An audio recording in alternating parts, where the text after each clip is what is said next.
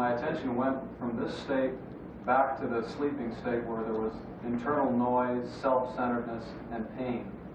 And moving back and forth between these two states of consciousness was a neat experience. It showed me that all I am is noise, and that when I get out of myself and try to see more of the world around me, I disappear, and there's a comfortableness when I disappear. All right.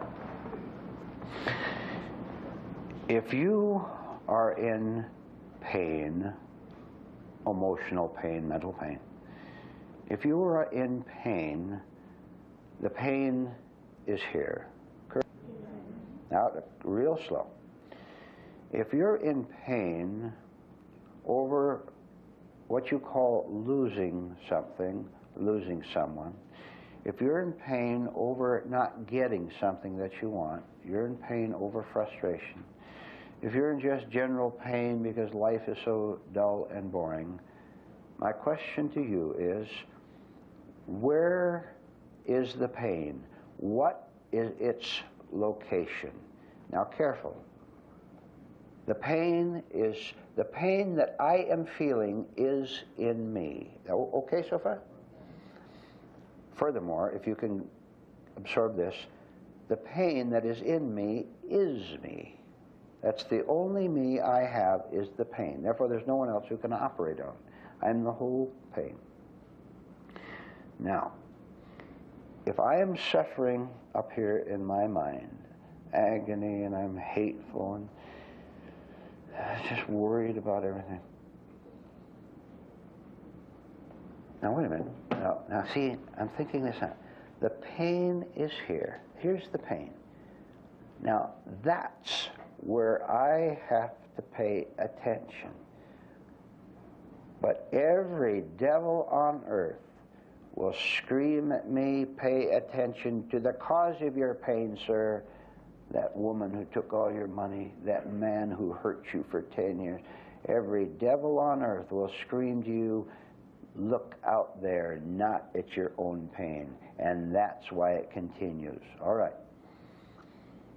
If I am suffering, the only sensible place for me to begin to investigate and to work is on myself, not with those so-called causes out there. I've done that all my life. No matter how much I blamed other people, no matter how much even the court said I was right and that other person was wrong. The court, I get a big judgment.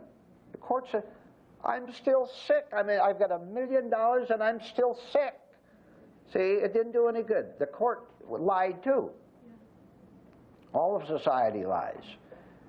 The preacher said if I did this or that, if I came to church, if I worshiped, I did this, then the pain would go away. The pain is still here, and I'm not going to lie about it anymore.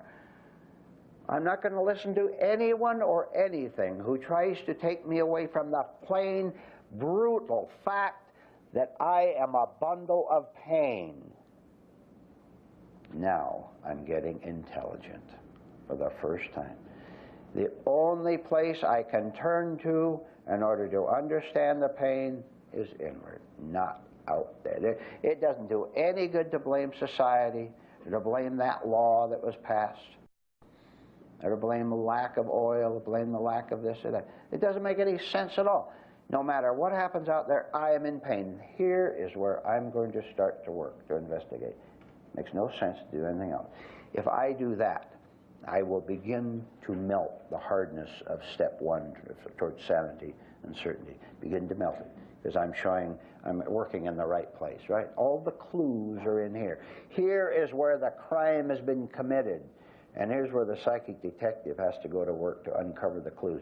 And you will unmask the criminal sooner or later. I'll guarantee you that. And the criminal was, among other things, was a part of the mind that said the criminal was out there. There is a certain pain that happens when I don't go along with the persecuted self. Every month I have a commitment that I have to make, and it used to be all this persecution. Now I know that's phony, but yet there's a pain when I see that that's not right. Yes, there's always, you know what the pain is? The pain is the fear of losing yourself. And that's false, because you have no self to lose, not really. Can you understand the following in this higher sense now? You don't have to pay attention to yourself. Right. We're not talking about wanting water when you're thirsty, obviously, or coming in out of the rain. You don't have to pay attention to yourself. Why? There's no self there for requiring your attention at all. But the movement of thought will deny that and tell you you had better pay attention. You're in danger. Keep yourself alive. That voice is lying to you, and it's doing everything but giving you life. I'm going to try to get this out. I don't quite know how to put it. But there is a stage where I can see the false parts acting, and I hear them, and I can't do anything about them. Okay, why do anything? You know that. Well, there's a certain amount of self-hate watching those false parts and hating them, which is wrong in itself, and I have to see that too. Hating, you're not watching. The pure watcher is never hateful, never judgmental, never takes a side. Self-hate is considered a virtue among certain weird people. Well, next question. I still think that I exist. I still think that my thoughts exist, and I'm always identified with these thoughts, so I suffer from these thoughts. So you still think that other people exist too? Yes. And you attribute certain virtues to them, certain niceness to them, and now you are their victim. Because you're the victim of your own delusions.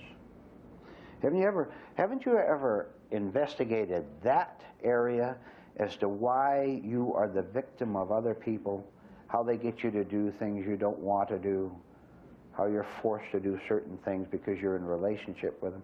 Haven't you investigated why you're a victim of other people? We know what our life is like right now to a degree. And yet there's a part of us that is wanting something better. That is true. Okay. Now, where do you draw a line of staying in the now and living in time of wanting to go with the future? Stop calling what you call your now a good state. Stop loving your life as it is now. How can you change your life if you're loving it as it is?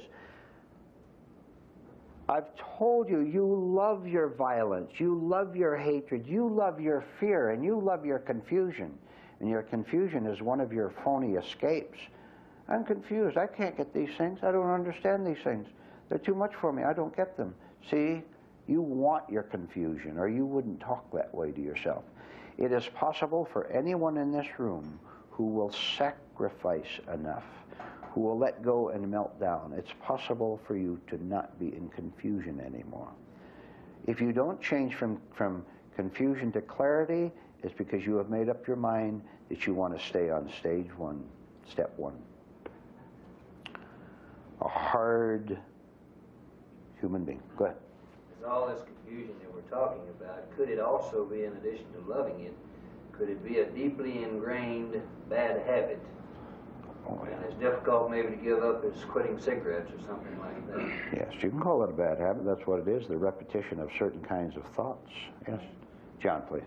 Well, we keep telling ourselves that we really want to learn and everything, but how come it's so slow? How come we're held back so much? Because the block of ice is so hard, John. You don't want to melt it down.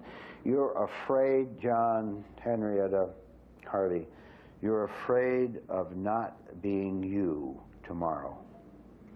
You understand that? All right.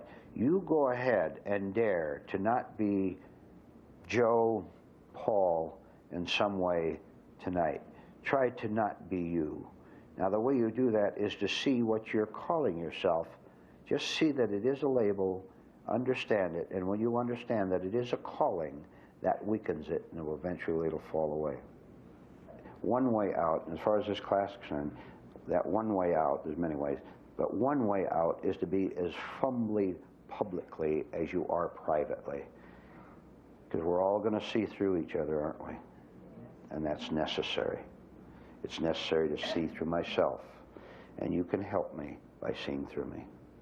And I won't resist it. You go ahead and see through me all you want. And I may be humiliated and I may hate you, but I know that the lesson, beyond the lesson, is the healing. And it can happen 10 times a day if I'm alert.